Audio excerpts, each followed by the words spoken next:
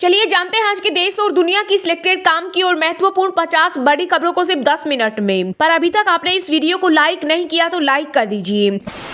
गरीब युवा, महिलाएं और किसान मेरे लिए सबसे बड़ी जीत। पीएम मोदी ने ड्रोन सखी योजना का किया शुभारंभ। देश को सौंपा 10,000वां जन औषधि केंद्र का। अच्छी दवाई, सस्ती दवाई, सबसे बड़ी सेवा।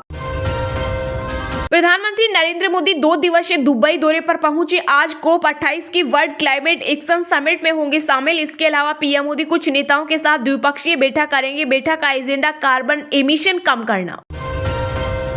भारतीय वायुसेना की ओर बढ़ेगी ताकत। 97 तेजस फाइटर जेट और 156% हेलीकॉप्टर की खरीद को डिफेंस एक्विजिशन काउंसिल ने दी मंजूरी। इसके अलावा Su-30 लड़ाकू विमान के अपग्रेडेशन प्रोग्राम को भी मिली मंजूरी। केंद्र ने 1.1 लाख करोड़ का सौदा मंजूर किया। स्वदेशी निर्माताओं से सबसे बड़ी सैन्य डील।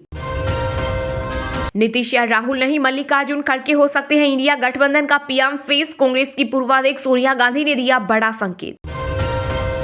केंद्र सरकार ने मजदूरों के लिए स्पेशल आईडी कार्ड बनाने का किया ऐलान। इसकी मदद से उन्हें न सिर्फ सरकार द्वारा चलाई जा रही विभिन्न योजनाओं का लाभ आसानी से मिल सकेगा, बल्कि ठेकेदारों पर भी कसी जा सकेगी नकेल। एक झटके में उद्योगपति गौतम अडानी की संपत्ति $6.5 अरब बढ़े। 20 सबसे बड़े अमीरों की लिस्ट में फिर से हुए शामिल। दिल्ली के सीएम अरविंद केजरीवाल के इस्तीफे को लेकर जनता की राय जानेगी आम आदमी पार्टी। बीजेपी के खिलाफ आज से चलाएगी सिग्नेचर कैंपेन। घर घर जाकर जानेगी लोगों की राय। योगी सरकार का बड़ा तोहफा। यूपी में अब रोडवेज बस में मुफ्त सफर कर सकेंगी 60 वर्ष और उससे अधिक आयु की महिलाएं। बीएसएफ ने भारत पाक बॉर्डर पर तैनात किया anti drone system. Flood lights की जगह लगेगी एलईडी। बॉर्डर पर खेती करने वाले किसानों के लिए बायोमेट्रिक मशीनें लगना शुरू। 5 राज्यों का एग्जिट पोल। राजस्थान, मध्य प्रदेश में भाजपा, छत्तीसगढ़, तेलंगाना में कांग्रेस की सरकार, मिजोरम में हंग असेंबली का अनुमान। ओपनिंग डे पर कमाई के रिकॉर्ड तोड़ने की फिराक में एनिमल। अब तक 7 लाख से ज्यादा बिके टिकट। एडवांस बुकिंग में किया 20 करोड़ कलेक्शन। दूसरी तिमाही में 7.6% पर पहुंची जीडीपी। यह आरबीआई के अनुमान 6.5% से 1.1% ज्यादा। पिछले साल की तिमाही में 6.3% थी।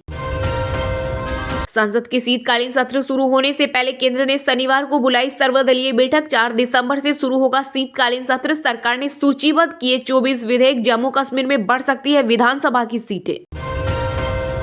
अयोध्या में 22 जनवरी 2024 को श्री रामलला की प्राण प्रतिष्ठा कार्यक्रम में 14 से अधिक देशों समेत पाकिस्तानी कलाकार भी करेंगे परफॉर्म। भव्य होगी श्री रामलीला। 5 राज्यों में जीतेगा इंडिया गठबंधन। पीएम मोदी का खेल देश से खत्म होने वाला है। बिहार के पूर्व सीएम और आरजेडी सुप्रीमो लालू प्रसाद यादव का बड़ा दावा। बीजेपी फर्जी हिंदुत्व के नाम पर जनता को कर रही गुमराह। बिहार में शिक्षा विभाग की छुट्टियों को लेकर जेडीयू ने भाजपा पर बोला बड़ा हमला। बंगाल की खाड़ी में बढ़ रहा चक्रवाती तूफान मिचांग। तमिलनाडु में भारी बारिश का अलर्ट। चेन्नई में स्कूल बंद। एनडीआरएफ की 5 टीमें तैनात। एमपी के 14 जिलों में orange alert. Rohit Virat dressing room में फूट कर रोए थे। अश्विन ने वर्ल्ड कप फाइनल में हार के बाद का माहौल बताया। कहा जीत नसीब में नहीं थी। हिंद प्रशांत क्षेत्र में भारत के साथ मिलकर काम करेंगे ब्रिटेन और ऑस्ट्रेलिया। ऐलान से चकराया चीन।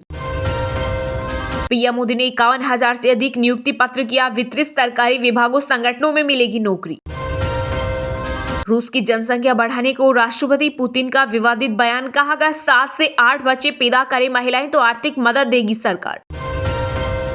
भारत तक पहुंची चीन की रहस्यमयी बीमारी। उत्तराखंड के बागेश्वर में 2 बच्चों में मिले इन्फ्लुएंजा जैसे लक्षण। स्वास्थ्य विभाग हुआ अलर्ट। जांच के लिए भेजे गए सैंपल।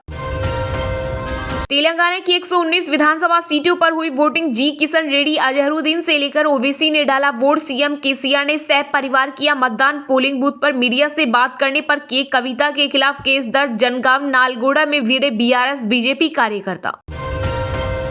अपने संसदीय क्षेत्र वायनाड में केंद्र की मोदी सरकार पर बरसे कांग्रेस नेता राहुल गांधी। बोले हमारे देश में बहुत सारे अस्पताल कॉर्पोरेट मशीन की तरह कर रहे काम। ये अच्छा ट्रेंड नहीं। दक्षिण अफ्रीका दौरे के लिए भारत से जाएंगे 45 खिलाड़ी। बीसीसीआई ने वीजा के लिए किया आवेदन। दोनों देशों के बीच 2 टेस्ट, 3 वनडे और 3 टी20 मैच खेले जाएंगे। 10 दिसंबर से होगा आगाज।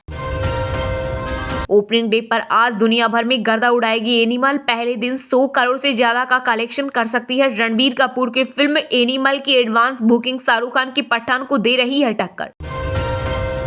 जेल में बंद दिल्ली के पूर्व डिप्टी सीएम मनीष सिसोदिया ने सुप्रीम कोर्ट में दाखिल की पुनर्विचार याचिका। शराब नीति मामले में अदालत ने जमानत से किया था इनकार। पंजाब विधानसभा में 4 बिल पेश, लॉ एंड ऑर्डर पर मचा हंगामा, विपक्ष का वॉकआउट, गैंगस्टर लॉरेंस के इंटरव्यू का मुद्दा भी उठा। तेलंगाना में अपने दम पर सरकार बनाएगी बीजेपी, केंद्रीय मंत्री जी किशन रेड्डी ने किया बड़ा दावा। इसी को पत्र लिखकर बीआरएस नेताओं पर चुनाव नियमों का उल्लंघन करने का लगाया आरोप। जम्मू कश्मीर में बर्फबारी के चलते -1 डिग्री पहुंचा तापमान। वहीं तमिलनाडु में भारी बारिश के चलते 5 जिलों में स्कूल बंद। एमपी के 14 जिलों में जारी किया गया ऑरेंज अलर्ट। बीजेपी जाति जनगणना के खिलाफ नहीं, विपक्ष की मांग पर बोले केशव प्रसाद मौर्य। कहा, जब आप सत्ता में थे तो इस मुद्दे पर कुछ क्यों नहीं किया। गुरुवार को मामूली बढ़त के साथ बंद हुआ शेयर बाजार। सेंसेक्स 86 अंकों की तेजी के साथ 66,988 पर हुआ बंद, तो वही निफ्टी 36 अंक बढ़कर 20,133 पर हुआ बंद। साउथ अफ्रीका दौरे पर भारत के 3 कप्तान, Surya T20, KL Rahul one day और रोहित शर्मा टेस्ट टीम की कमान संभालेंगे। भारतीय अफसर पर पन्नू की हत्या की साजिश का आरोप, अमेरिकी चार्जशीट में दावा। मर्डर के लिए एजेंट हायर किया। भारत बोला हाई लेवल कमेटी जांच करेगी। मस्क बोले, मुझे विज्ञापन की जरूरत नहीं। एक्स पर एड के लिए ब्लैकमेल करने वाले भाड़ में जाए। यहूदी विरोधी पोस्ट पर मांगी माफी। लखनऊ प्रयागराज के लिए मेरठ से चलेगी नई एक्सप्रेस ट्रेन। हस्तिनापुर में बनेगी नई रेल लाइन। केंद्रीय रेल मंत्री अश्विनी वैष्णव ने किया ऐलान। युगांडा के T20 वर्ल्ड कप 2024 में क्वालिफाई करते ही आज जे शाह का रिएक्शन, ट्वीट कर दी पूरी टीम को बधाई। अमित शाह पर टिप्पणी कर फंसे राहुल गांधी, यूपी की अदालत ने जारी किया समन। दरअसल कांग्रेस नेता ने बेंगलुरु में 2018 में केंद्रीय गृह मंत्री को कहा था मर्डरर। मेरा ट्रांसलेटर बनना खतरनाक काम, कांग्रेस नेता राहुल गांधी बोले। तेलंगाना में चुनाव प्रचार के दौरान में हिंदी के 5 शब्द कहता था, तेलुगु ट्रांसलेटर उसे 30 शब्द में कहते थे। चलिए अब जानते हैं जो आम आदमी के काम की और फायदेमंद खबरें हैं उनको विस्तार से। पर इससे पहले अभी तक आपने इस वीडियो को लाइक नहीं किया तो लाइक कर दीजिए। गरीब युवा, महिलाएं और किसान मेरे लिए ये सबसे बड़ी जाति। पीएम मोदी ने ड्रोन सखी योजना का किया शुभारंभ। देश को सौंपा 10,000वां वन जन औषधि केंद्र। कहा, अच्छी दवाई, सस्ती दवाई, सबसे बड़ी सेवा। जी हां, प्रधानमंत्री नरेंद्र मोदी ने महिला किसानों को बड़ी सौगात दी है। पीएम मोदी ने एक वर्चुअल कार्यक्रम में महिला किसान ड्रोन केंद्र और साथ ही देवघर एम्स में 10,000वें औषधि केंद्र का उद्घाटन किया। इस दौरान प्रधानमंत्री ने जन औषधि केंद्रों को 25,000 करने की योजना की शुरुआत की है। इसके अलावा पीएम मोदी ने विकसित भारत संकल्प यात्रा के लाभार्थियों से भी बातचीत की। वर्चुअल कार्यक्रम के दौरान प्रधानमंत्री ने अलग अलग राज्यों के लोगों से चर्चा की और उनसे योजनाओं से जुड़े लाभ के बारे में भी बातचीत की। इस दौरान पीएम मोदी ने कहा कि सस्ते दाम पर अच्छी दवाइयां उपलब्ध कराना हमारा संकल्प है और विकसित भारत संकल्प यात्रा पीएम मोदी की गारंटी है। उन्होंने कहा, अच्छी दवाई और सस्ती दवाई ये बहुत बड़ी सेवा है। वहीं देश में जातिगत जनगणना को लेकर उठ रही मांगों के बीच पीएम मोदी ने कहा कि मेरे लिए सबसे बड़ी जाति गरीब, युवा, महिलाएं और किसान। इन 4 जातियों का उत्थान ही भारत को विकसित बनाएगा।